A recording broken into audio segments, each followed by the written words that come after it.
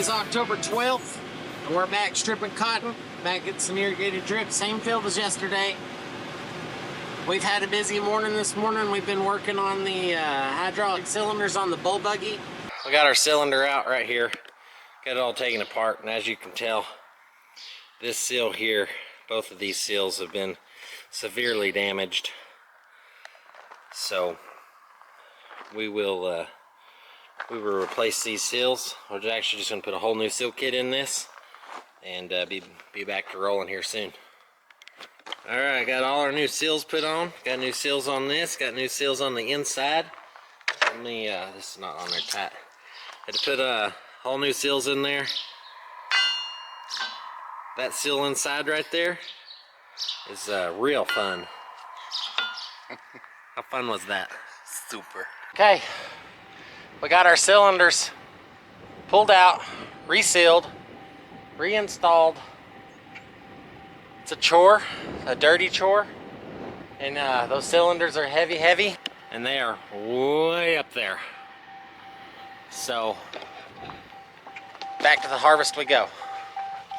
We got 2 strippers, 3 buggies, 3 builders, so we should be able to mow it down, not have to wait at all, as long as we keep from choking up. This is my row guidance, which I have it engaged. And that's what this light right here, this green light, this one, that is the row guidance that keeps me straight right down the row. This works really good in this cotton stripper. The other cotton strippers it doesn't work in. I know someone had commented and said, is it just my row guidance or does no one else's work either? So this one does work. Works really good to about 5.5 miles an hour. Go faster than that, you got a hand drive.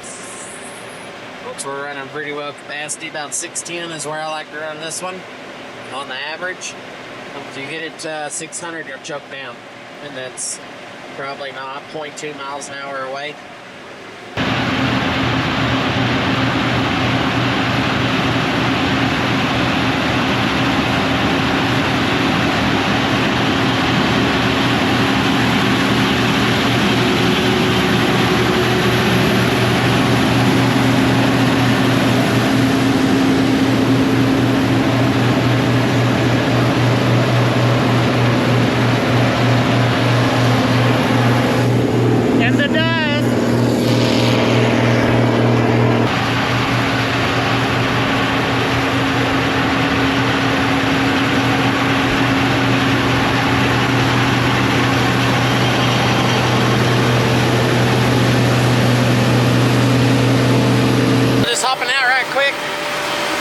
Stock stuck in my header. Uh-oh, that's a big one.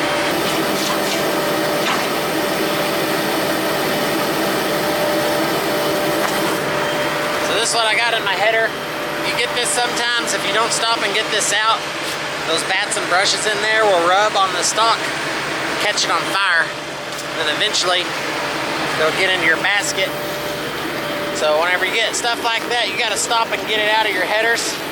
So these module builders started on that end, made 3 modules, and we try to keep them stacked and equal to where the furthest one gets to move first, and then the next one moves, and then the next one goes. And that way, modules are all spaced apart pretty equally, and we never have to drive super far with the buggies. And the modules are spaced like that in case one catches on fire.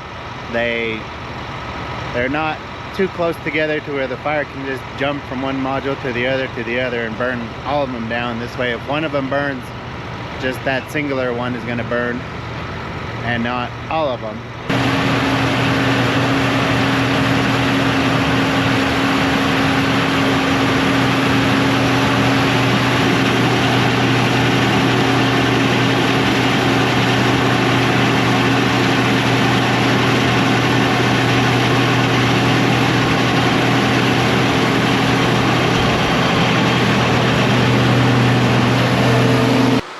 But I thought I'd take a second to kind of show y'all some of these stalks.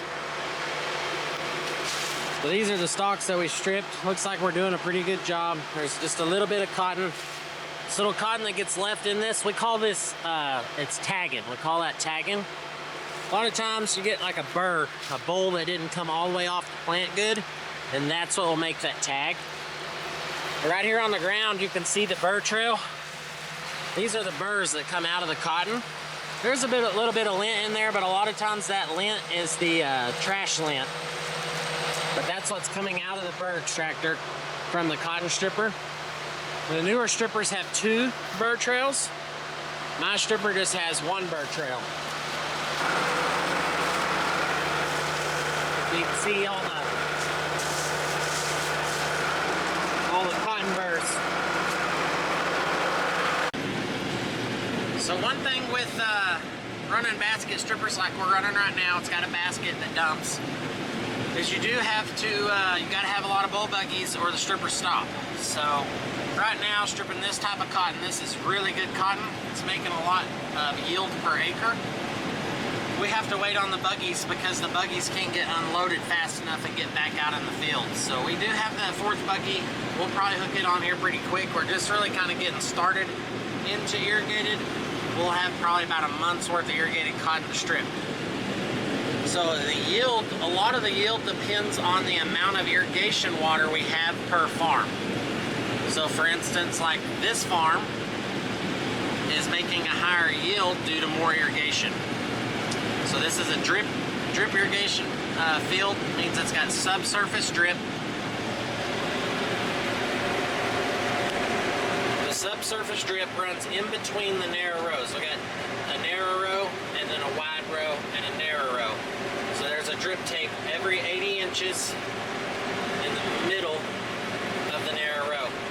And that's what supplies irrigation underneath the ground. It emits water, supplies irrigation for these 2 rows to grow.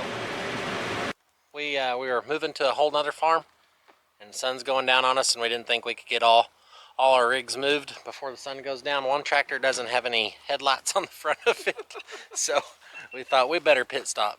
Got 10 people. We're about to put in this pickup, go get our other pickup, so we just got to go a mile. Can y'all help me in? Yeah.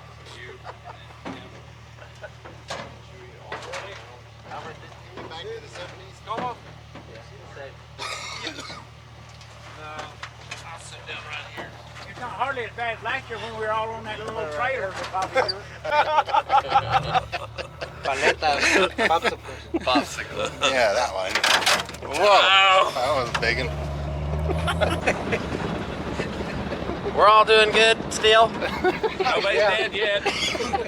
Nobody fell out No. of the pickup.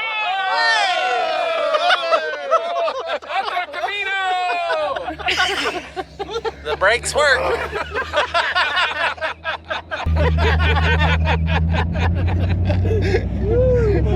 Are we on the wrong road?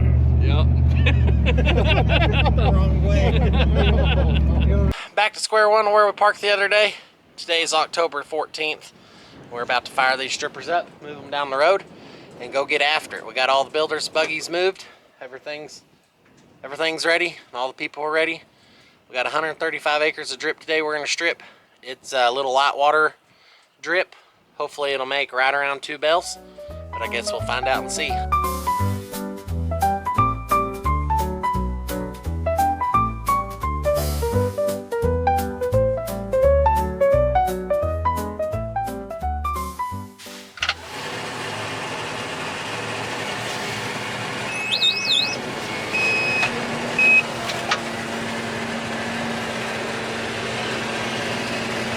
Let's go.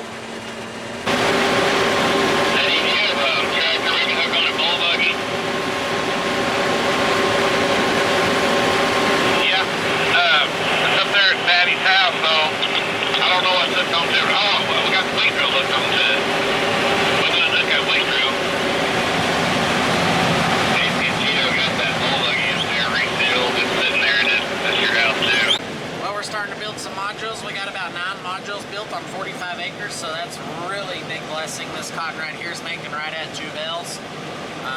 And you know, it can vary just a little, but when I say by 2 bales per acre, that means 1,000 lint pounds per acre. I count them at a full 500 when I'm just talking casually. Last year I had this field split in half. I watered half this field, it's 135 acres, and it made right at 4 bales. So it really essentially made the same amount of bales, or it's gonna make it the same amount of bales on the whole field as it did whenever I split my water in half and utilized the other half into dry land. I don't know really what's a better deal, to try to grow 2 bale cotton on the whole field or 4 bales on half of it, save a little bit of seed money, but then again I'm still planting the other half in the same crop cotton. Next year I'm going to switch it around. I got a little 6-span pivot parked right over there that was in wheat this year. I'm going to put that in early milo, put my water there, and then bring my water to half this field and try to make 4 bales and make 8,000 pound milo. But theoretically that sounds great, but it's harder to do than it is to tell you about it. So that'll be exciting. You'll get to see how we do all that next year. We got our 4th buggy here. It's the buggy that broke down the other day, had a seal blown on the ram. So we're pulled it into pattern. I scooted over 32 rows.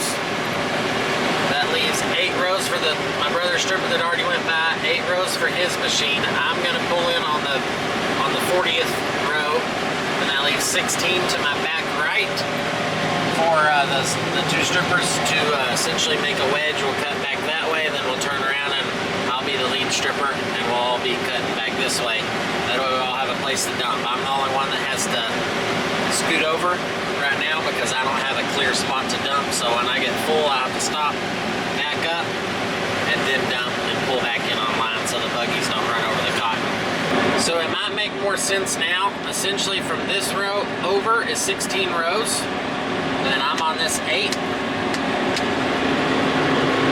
These 16 rows that are right here, 8 rows my brother's taking, and my dad's gonna take the other 8 rows, so we take the field, essentially, that way we can all dump. So we got our buggy showing up right now. I got Cheeto here.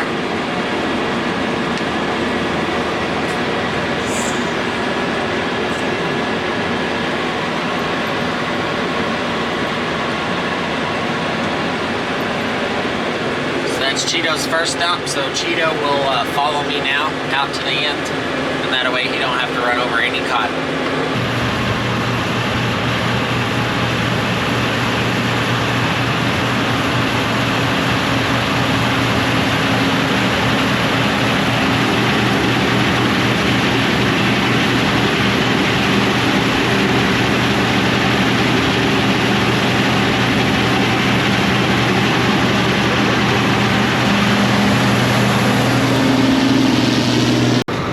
Partially my bad, so I'll help clean it up real quick. Mostly my bad.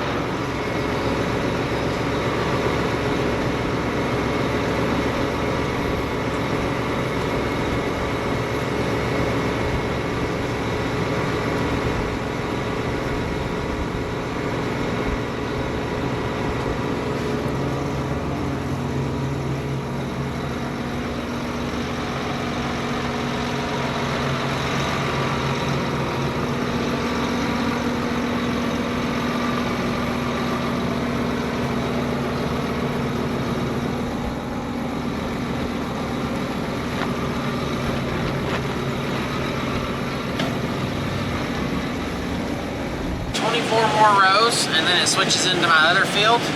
So you can see there's a whole patch of cotton that direction, but we're just going to strip kind of that faint brown line, and we'll have to come back and get that other field. We just put the kill shot on it this morning, so it needs to sit 4 or 5 days. Got another field just right, half a mile from here, a little drip patch again. It's a different variety. This is 2398.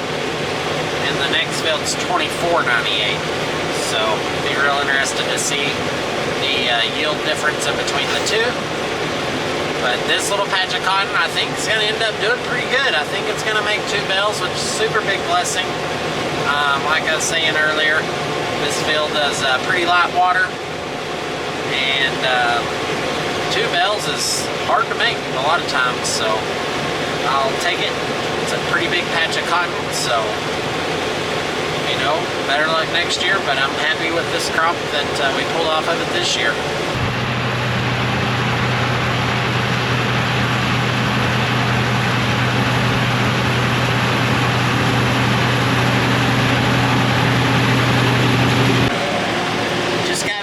to another field. This little one is $24.98, Fiber Max cotton. Pretty good little cotton. It's a little short, stubby cotton. Big old white bowls. $24.98 is by far my favorite variety of irrigated cotton. Seems to outperform everything else that I have on my farm.